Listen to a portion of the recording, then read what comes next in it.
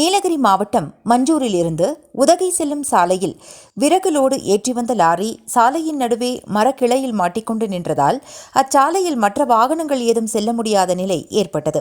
அச்சமயம் பேருந்தில் இருந்த பயணி ஒருவர் லாரியின் மீது ஏறி அந்த மரக்கிளையை அகற்றினார். அதன் பிறகே லாரி, பேருந்துகள், மற்ற வாகனங்கள் செல்ல முடிந்தது. இதனால் அச்சாலையில் சுமார் 1 மணி நேரம் போக்குவரத்து பாதிப்பு ஏற்பட்டது. The Big Shop, a shop where your shopping never ends.